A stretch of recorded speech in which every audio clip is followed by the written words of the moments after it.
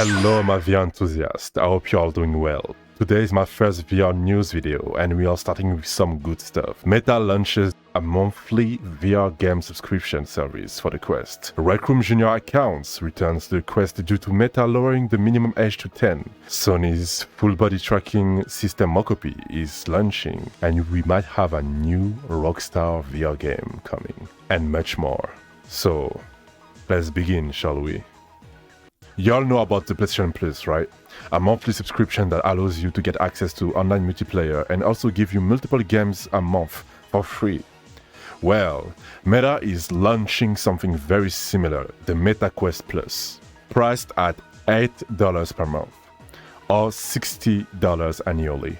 Called Meta Quest Plus, the subscription service will be available to Quest 2, Quest Pro, and eventually Quest 3 users. Similar to PlayStation's PS Plus service, Meta is offering up to 2 specific redeemable titles on the first of each month, which you can download and keep for as long as you are a paid member.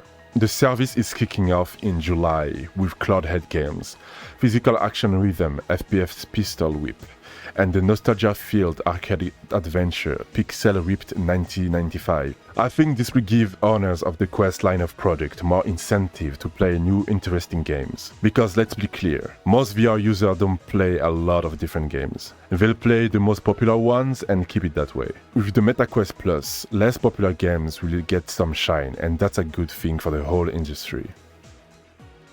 Next, let's talk about Rec Room. An upcoming policy change from Meta leaves the door open for those of age 10 to 12 to use both the Meta Quest and the online gaming platform Rec Room. In November last year, Meta forced Rec Room to block those of age 12 and under from using the app on Quest headsets. This led Rec Room to remove support for limited functionality junior accounts on the platform. While Meta historically set the Quest usage at age 30 and above, the move late last year was the only time the company visibly enforced the policy. Later this year, Meta is changing its policy to officially support preteen usage from the age 10 to 12 on both Quest 2 and Quest 3, opening the door for the accounts to return.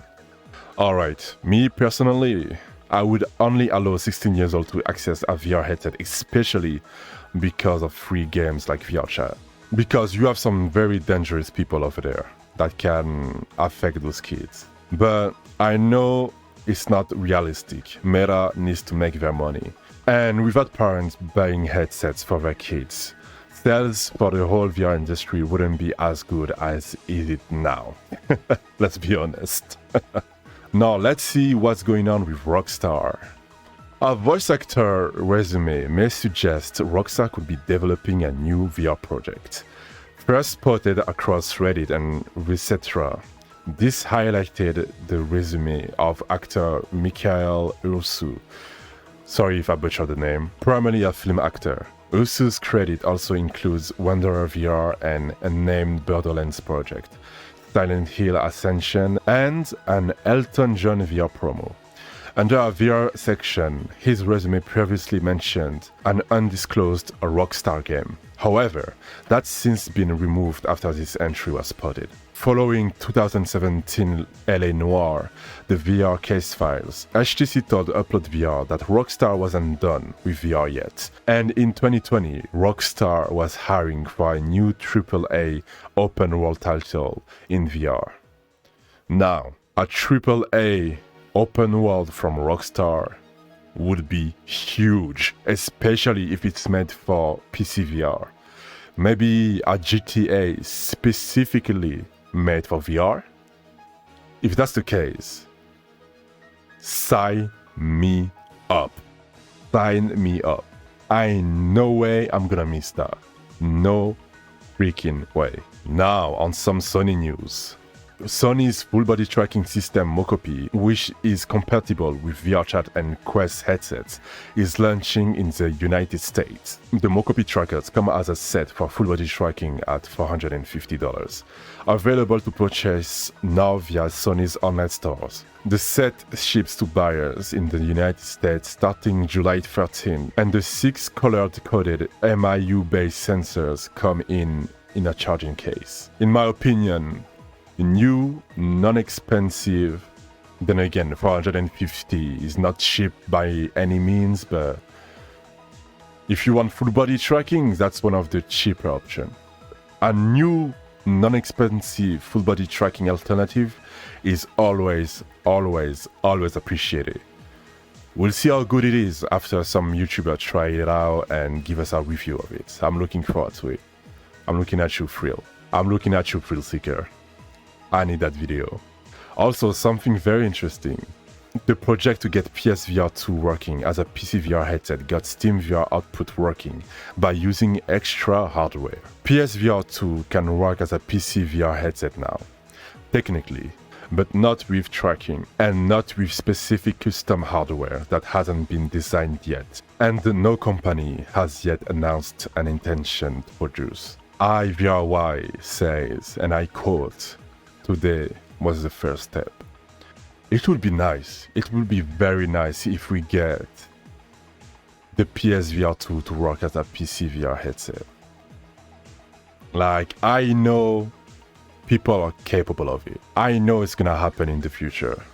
They managed to do it for the PlayStation VR years ago, and I promise you the same is gonna happen for the PlayStation VR 2.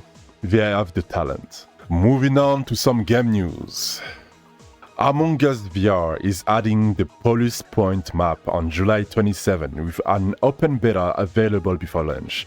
Here's how to check it out. Among Us VR players with the game purchased from Meta or Steam can access the open beta test of the map starting at 10 AM Pacific on June 29 and ending at the same time on July 3rd. Also, Journey to Foundation unveiled its voice cast featuring actors from Mass Effect, Overwatch 2 and more. Set in Isaac Asimov's Foundation universe, Journey to Foundation is a narrative-focused sci-fi adventure from Archak.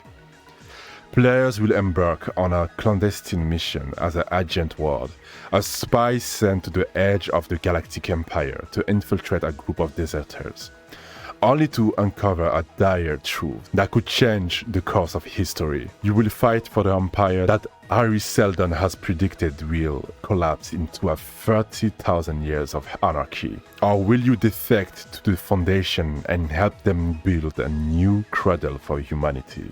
To finish up, let's talk about Google. Reportedly, Google killed its glasses hardware project.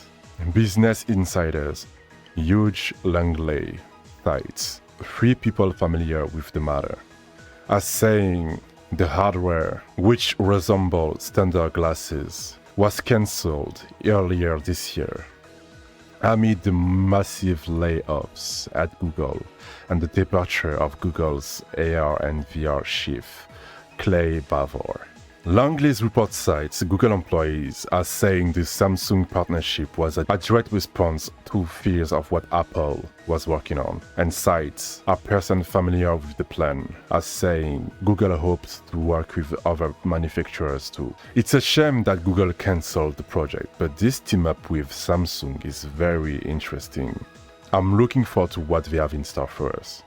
And that is all for today's video. Some very interesting stuff all around, and let me know your thoughts in the comment section down below. Don't hesitate to leave a like, subscribe, and click on that notification bell.